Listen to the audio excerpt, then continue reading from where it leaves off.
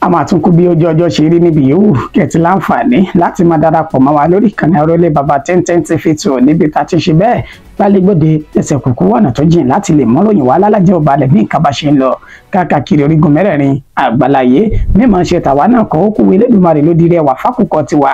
àtàtìlẹ́yìn ẹ̀yin tẹ́jọ́ olólùfẹ́ wa tán nígbà wọn ló jalè máa lọ ká sì máa bọ̀ torí pé afọkànbalẹ̀ pé ẹ̀yin tẹ́jọ́ olólùfẹ́ wa ẹ̀ ń wà pẹ̀lú wa ní gbogbo ìgbà àti gbogbo ọjọ́ Elédùmarè tó ṣe bẹ́ẹ̀ kò ní ṣe bẹ́ẹ̀ káwọ́ orí rẹ̀ kúrò lórí ẹnì kọ̀ọ̀kan wa ìròyìn fún tàsìkò yìí wọn náà látúnṣe bẹ́ẹ̀ ìgbàlégbòde tá a mú wa ó kọ̀ mi ò wá yí padà àyànfẹ́ Elédùmarè òun náà lèmi jẹ́ ibi kókó náà ròyìn ló jẹ wá lógún tá a mọ̀ síjú rẹ̀ ṣáájú ẹ̀kúnrẹ́rẹ́ ìròyìn báyìí. Ẹgbẹ́ òṣèlú PDP kò lẹ́tọ̀ọ́ láti dá ẹ̀bi àìṣedéédé wọn lé APC lórí Felix Morka òun ló sọ èyí di mímọ̀. Bí ẹgbẹ́ òṣèlú PDP bá tún ṣe bẹ́ẹ̀ fún ará Òkè Ọya lọ́hùn-ún ní tíkẹ́ẹ̀tì fún ipò ààrẹ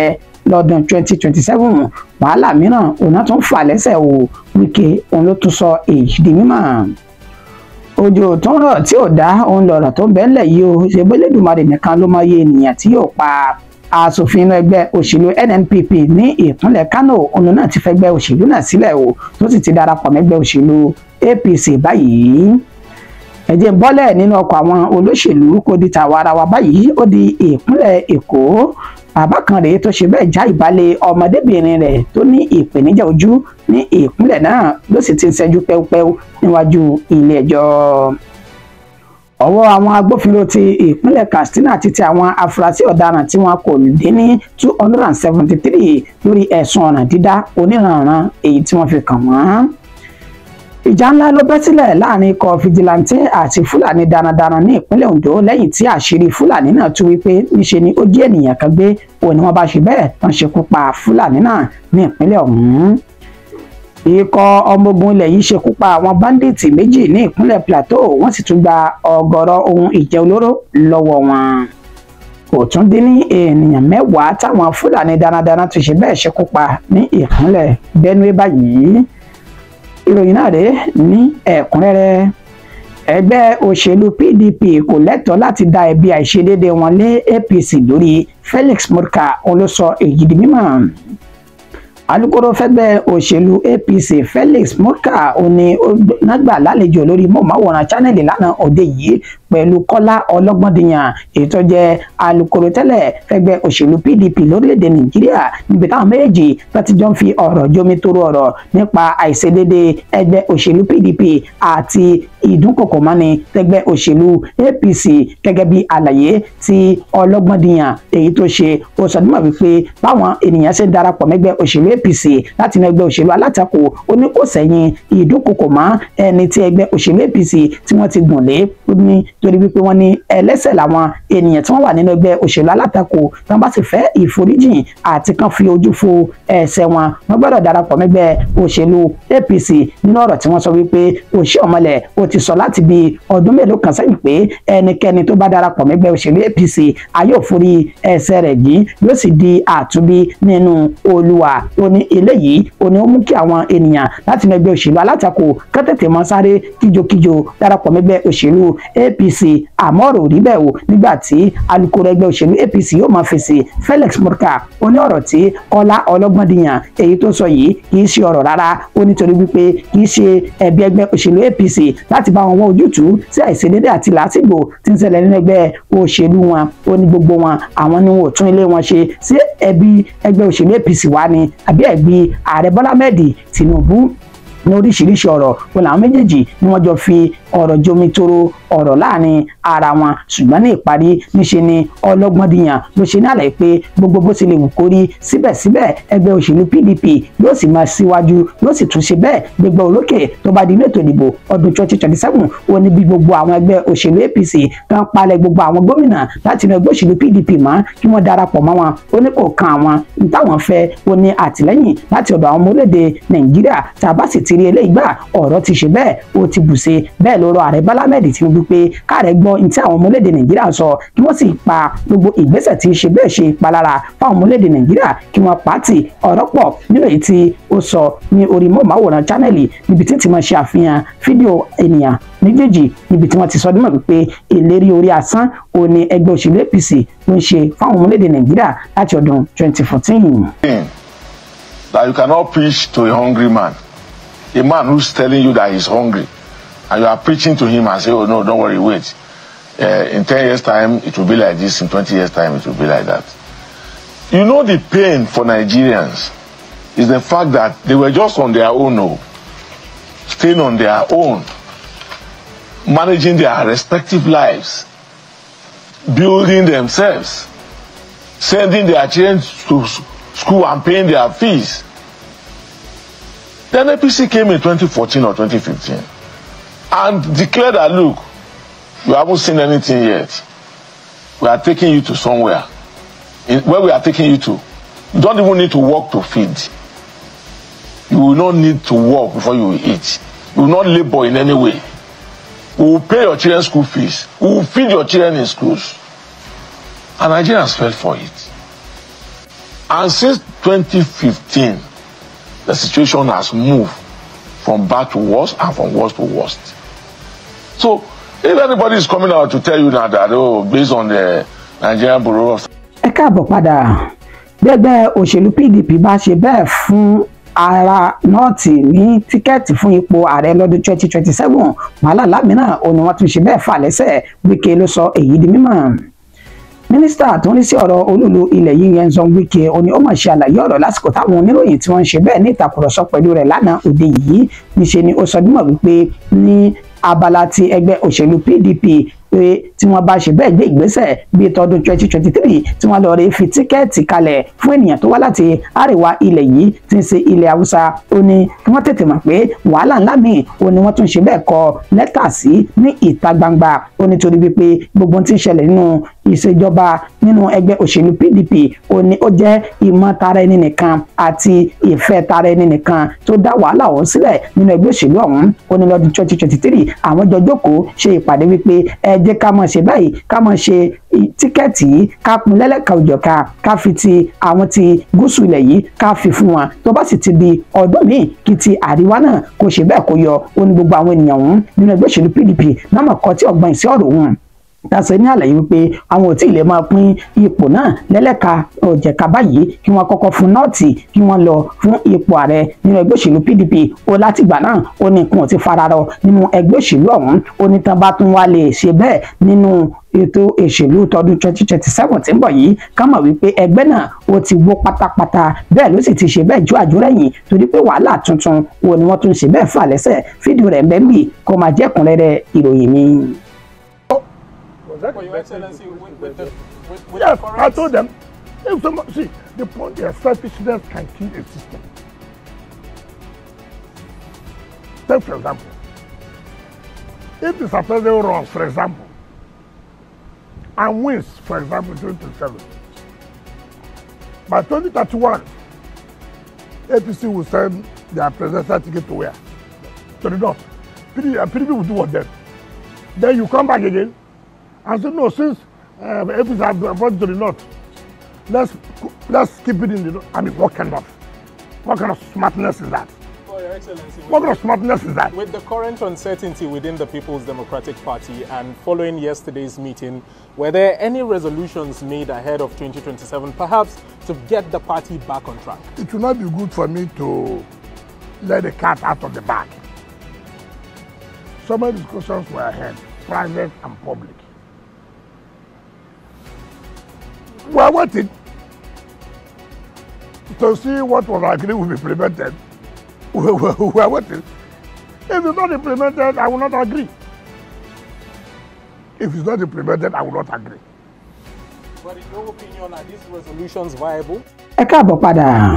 Ṣẹ́yìn ọ̀bá ní òjò tó ń rọ̀ tí kò tíì dá Elédùmarè nìkan ló mọ iye ènìyàn tí yóò pa ó ní ọ̀rọ̀ tó ń bẹ́lẹ̀ yìí o. Níṣẹ́ ni aṣòfin ẹgbẹ́ òṣèlú NNPP ní ìpínlẹ̀ Kánò náà ló ti fi ẹgbẹ́ òṣèlú náà sílẹ̀ o tó sì ti darapọ̀ mẹ́gbẹ́ òṣèlú APC báyìí.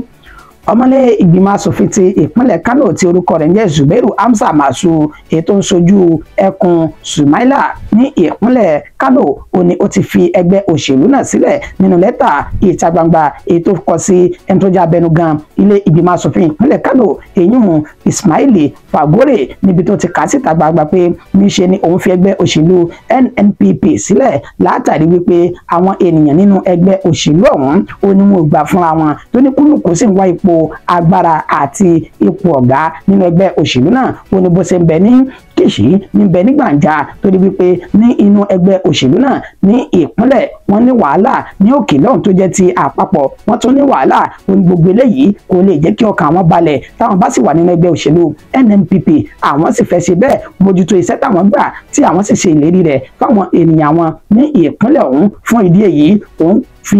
lẹ́tà náà síta pé òun ò ṣe mọ́ òun ti fẹ́ gbẹ́ òṣèlú NNPP sílẹ̀ darapọ̀ mẹ́gbẹ́ òṣèlú APC fún ìlọsíwájú ẹkùn tí òun ṣojú fún ní ilé ìgbìmọ̀ asòfin ìpínlẹ̀ Kano. ọ̀rọ̀ ti di ìpínlẹ̀ Èkó báyìí kí n bọ́lẹ̀ nínú ọkọ̀ ẹgbẹ́ olóṣèlú gbogbo níṣe ni bàbá kan ló ṣe bẹ́ẹ̀ já ìbálẹ̀ ọmọdébìnrin rẹ̀ tó ní ìpèníjà ojú ní ìpínlẹ̀ ọ̀hún. arákùnrin tí wọ́n pe orúkọ rẹ̀ ní Peter Oneyi ẹni ọdún 52 ló ti ń ṣẹ́jú pẹ́wúpẹ́wú ní iwájú ilé ẹjọ́ báyìí lẹ́ni tí wọ́n fi ẹ̀sùn kàn wípé ó ṣe bẹ́ẹ̀ já ìbálẹ̀ ọmọdébìnrin rẹ̀ èyí tí òun ní ìpèníjà ojú tó jẹ́ ọmọ ọdún 16 ní nǹkan bí dédé aago 8:30 alẹ́ ọjọ́ 29 nínú oṣù kẹrin ní ìṣẹ̀lẹ̀ náà ṣẹlẹ̀ ní Amukoko Orílẹ̀ ní ìpínlẹ̀ Èkó gẹ́gẹ́ bí wọ́n ṣe ṣe ní àlàyé wípé ó ti máa ń ṣe iṣẹ́ burúkú yìí pẹ̀lú ọmọdébìnrin rẹ̀ tó jẹ́ onípèníjà ojú ọmọ ọdún 16 náà ní àti ọjọ́ tó ti pẹ́ kó tó di wípé ọwọ́ pálábá rẹ̀ ó padà ṣẹ́gi tí àṣírí rẹ̀ sì tú náà bá fi páńpẹ́ òfin gbé láti ti sọ nímọ̀ wípé wọ́n ti gbé lọ sí ilé ẹjọ́ láti ọjọ́ 9 nínú oṣù karùn-ún ọdún tí a wà ní inú rẹ̀ yìí. bákan náà náà tún ṣe ní àlàyé pé arákùnrin kan náà tí òun náà wúru ìwà burúkú ìwà láabi yìí ìwà ìdójútì ni èyí tí wọ́n pe orúkọ tiẹ̀ ní Best Orji tó jẹ́ ẹni ọdún 39 ó ní ọwọ́ ti tẹ̀ òun náà pẹ̀lú bá ṣe ṣe ní àlàyé pé ọmọdébìnrin rẹ̀ méjì ọ̀tọ̀ọ̀tọ̀ níbi tí ọjọ́ orí àwọn méjì ti jẹ́ ọmọ ọdún 12 àti ọmọ ọdún 14 ó ní òun náà ń ṣe bẹ́ẹ̀ ní ìbálòpọ̀ pẹ̀lú wọn kó tó di pé àṣírí rẹ̀ tú ní 30 oṣù kẹrin ọdún tí a wà nínú rẹ̀ yìí lẹ́yìn tí ìyàwó rẹ̀ lọ fi ẹjọ́ náà tó àwọn agbófinró ẹ̀ka ti Sùúrùlérè ní ìpínlẹ̀ Èkó tó fi tó wọn létí náà bá fi páńpẹ́ òfin gbé Orji ní òun náà sì ti ń ṣẹ́jú pẹ́upẹ́u ní níwájú ilé ẹjọ́ báyìí níbi tá ti ní ilé ẹjọ́ tó ń rí sí ìwà ọ̀nà dídá àti ìfipábá ọmọdébìnrin ní àṣepọ̀ ó ní wọ́n gbé lọ nígbà tá sì ni wọ́n ti sún ìgbẹ́jọ́ wọn síwájú tá sì mọ́ mú ìròyìn rẹ̀ wá bí ọ̀rọ̀ bá tún ṣe ń ṣe bẹ́ẹ̀ tó ń kan ọ̀rọ̀ náà. àwọn agbófinró ní ìpínlẹ̀ Katsina ló ti tẹ àwọn afurasí ọ̀daràn tí òǹkà wọn kò dé ní 273 lórí ẹ̀sùn ọ̀nà dídá oníranran tó fi kàn wọ́n. ẹni tó jẹ́ alukoro iléeṣẹ́ ọlọ́pàá ní ìpínlẹ̀ Katsina Abubakar Siddiq òní ó mọ̀ ṣe àlàyé ọ̀rọ̀ lásìkò tó bá àwọn oníròyìn sọ̀rọ̀ lánàá òde yìí tí ń ṣe ọjọ́ 12 inú oṣù karùn-ún ọdún tá a wà nínú rẹ̀ yìí lórí àṣeyọrí oníranran èyí tí wọ́n ti ṣe nípa bí wọ́n ṣe gbìyànjú láti lè jẹ́ kí àlàáfíà kó máa jọba ní ìpínlẹ̀ Katsina níbi tí wọ́n ti sọ dímọ̀ wípé àwọn ènìyàn èyí tí ọwọ́ bà láti inú oṣù kẹrin ọdún 2025 tó ń ka wọn jẹ́ 273 nípa ọ̀nà dídá míì ó ní 25 láàrin àwọn ènìyàn ọ̀hún ó ní wọ́n jẹ́ adigunjalè tó ń ṣọṣẹ́ káàkiri nígbà tí 15 wọ́n jẹ́ ajínigbé ó sì ṣe ní àlàyé pé 30 nínú àwọn ọ̀daràn náà ó ní wọ́n jẹ́ afurasí apànìyàn nígbà tí àwọn 3 jẹ́ agbébọn ó sì sọ ọdún mọ̀ wípé 2 nínú àwọn ènìyàn náà ó ní wọ́n jẹ́ ọ̀daràn tí kò fi ẹ̀sùn wọn tí kò fi léde lásìkò ọ̀hún ló tún ṣe ní àlàyé pé ìbọn tí wọ́n pe orúkọ rẹ̀ ní dengons ó ní oríṣiríṣi oníranran rẹ̀ làwọn gbà lọ́wọ́ àwọn oníṣẹ́ láabi ọ̀hún àti ọkọ̀ táwọn ènìyàn náà jí gbé gbàgbà méjì kúrò ní àkàtà wọn bẹ́ẹ̀ náà tún ní ọ̀kadà tó jágbà lọ́wọ́ àwọn ènìyàn kò tún wá tán síbẹ̀ odidi màálù tí òǹkà rẹ̀ jẹ́ 174 ó ní wọ́n tún ṣe bẹ́ẹ̀ bá ní àkàtà wọn oníṣẹ́ láabi ọ̀hún tó sì gbà kalẹ̀ nígbà tí ó parí ọ̀rọ̀ rẹ̀ ó ní àwọn ènìyàn tí wọ́n ti jí gbé sí àkàtà wọn tí òǹkà wọn jẹ́ 130 ó ní àwọn tún gbà kalẹ̀ láàrin nínú oṣù kẹrin tá a lò sẹ́yìn yìí nílò ètò sì ní àwọn ò tí ì parí iṣẹ́ àwọn sì ń tẹ̀síwájú láti lè jẹ́ kí àlàáfíà kó bọ̀ sípò ní ìpínlẹ̀ Katsina. ó dá láàrin ilẹ̀ káàárọ̀ òjìrè lélẹ́yìí wà báyìí ìjà ńlá ló bẹ́ sílẹ̀ láàrin ikọ̀ fìjìláńtẹ́ àti fúlàní darandaran ní ìpínlẹ̀ Ondo níbi tí fìjìláńtẹ́ ti ṣekú pa fúlàní darandaran lórí ẹ̀sùn pé ó sọ wọ́n ní fúlàní òun ló jí ènìyàn kan gbé ní ìpínlẹ̀ náà. Ní agbègbè tí wọ́n pè ní Ìkakùmà ní ìjọba ìbílẹ̀ àríwá ìlà oòrùn Àkókó ní ìpínlẹ̀ Ondo ó ní ìṣẹ̀lẹ̀ lè ti ṣẹlẹ̀ gẹ́gẹ́ bí ìròyìn náà bí ó ṣe ti ń tẹ̀ wá lọ́wọ́ nínú àlàyé tí alukoro iléeṣẹ́ ọlọ́pàá ní ìpínlẹ̀ Ondo Àyànládé Ọláyínká èyí tó ṣe ó ní àwọn Fúlàní darandaran àti àwọn fìjìláńtẹ́ ní ìjọba ìbílẹ̀ ọ̀hún ó ní wọ́n jọ gbójú àgàn síra wọn lórí ẹ̀sùn pé arákùnrin kan nínú ikọ̀ fìjìláńtẹ́ náà ó fi ẹ̀sùn kan Fúlàní darandaran wípé òun ló jí arákùnrin kan pé orúkọ rẹ̀ ní Balógun tó jí gbé ní agbègbè tó pè ní Ìkakùmà ní ìpínlẹ̀ Ondo yìí níbi tí ó ti ní ọ̀rọ̀ náà di ariwo láàrin àwọn ènìyàn ọ̀hún wọ́n sì bẹ̀rẹ̀ sí ní fa wàhálà níbi tó ti kọjú ìjà síra wọn wọ́n ní Fúlàní darandaran ọ̀hún àwọn ni wọ́n kọ́kọ́ gbé ọwọ́ líle kó tó di wípé ikọ̀ fìjìláńtẹ́ àwọn náà já ara wọn gbà wọ́n sì ṣe bẹ́ẹ̀ ṣe bí ọmọ akin níbi tí wọ́n ti ní fìjìláńtẹ́ náà ológun Fúlàní darandaran ọ̀hún tó gún ní ọ̀bẹ látàrí àti sàsálà àti gbé ìjà ara rẹ̀ jà kó sì dáàbò bo ẹ̀mí ara rẹ̀ lásìkò tí ìṣẹ̀lẹ̀ náà tó ń ṣẹlẹ̀ lọ́wọ́ níṣe ni Fúlàní ọ̀hún ló bá ṣe bẹ́ẹ̀ gba èkuru jẹ lọ́wọ́ ẹbọra lọ̀rọ̀ bá di ariwo ní ìpínlẹ̀ náà níbi tí ẹ̀rù àti ìfòyà tó ti wà ní ọkàn àyà àwọn olùgbé agbègbè ọ̀hún látàrí wípé wọ́n ní ó ṣeé ṣe káwọn Fúlàní darandaran ọ̀hún kí wọ́n padà wá láti wá ṣọṣẹ́ láti wá gbẹ̀san ìṣẹ̀lẹ̀ tí ó ṣẹlẹ̀ yìí bó tilẹ̀ jẹ́ pé alukoro Àyànládé Ọláyínká ó ní àwọn ti kó àwọn agbófinró lọ sí ibi tí ìṣẹ̀lẹ̀ ọ̀hún ti ṣẹlẹ̀ láti dáàbò bo ẹ̀mí àti dúkìá àwọn ènìyàn náà bẹ́ẹ̀ ló sì ní ìwádìí ń lọ lọ́wọ́ lórí ọ̀rọ̀ ọ̀hún tí wọ́n bá sì ti ṣe ìwádìí lórí ohun gbogbo tán àwọn yóò tún máa jẹ́ kí àwọn oníròyìn kí wọ́n gbọ́ sí ìṣẹ̀lẹ̀ náà. Ikọ̀ ọmọ ogun ilẹ̀ yìí náà mà ti ṣe bẹ́ẹ̀ ṣekú pa ìkọlù gbogbo tí ń wáyé látọ̀dọ̀ àwọn Fúlàní darandaran tó ń ṣe sí àwọn ènìyàn ní ìpínlẹ̀ ọ̀hún ní agbègbè tó pè ní Mbankudu Mbayawọ̀dù ìjọba ìbílẹ̀ burúkú ní ìpínlẹ̀ Benue nìṣẹ̀lẹ̀ lábẹ́ eléyìí tó ti ṣe bẹ́ẹ̀ tó ti wáyé lánàá òde yìí ní ọjọ́ àìkú mọ́júmọ́ àná ọjọ́ ajé Monday nínú àlàyé tí wọ́n ṣe wọ́n sọ bí mọ̀ wípé àwọn oníṣẹ́ láabi Fúlàní darandaran náà ó ní wọ́n ṣe ìkọlù sí àwọn ènìyàn ní inú agbègbè ọ̀hún tí wọ́n sì dáná sun ọ̀gọ̀rọ̀ ilé níbi tí wọ́n tún ti ní òǹkà àwọn ènìyàn tí ó jẹ́ 10 ó ní wọ́n ṣekú pa nínú àlàyé tí wọ́n ṣe láti ọ̀dọ̀ ẹni tí orí kó yọ nínú ìṣẹ̀lẹ̀ náà ètò porúkọ ara rẹ̀ ní Solomoni ó ṣe ní àlàyé wípé orí ló bóun náà ṣe òun náà bá ti di ẹni àkọlẹ̀bò báyìí ṣùgbọ́n táwọn mọ̀ ní wípé òǹkà wọn ènìyàn táwọn ti rí òkú wọn lásìkò tá a fi ń kó ìròyìn jọ ó jẹ́ 10 ọ̀tọ̀ọ̀tọ̀ níbi tó sì ti ní ìgbìyànjú ń lọ lọ́wọ́ láti ṣe àwárí àwọn ènìyàn tí wọ́n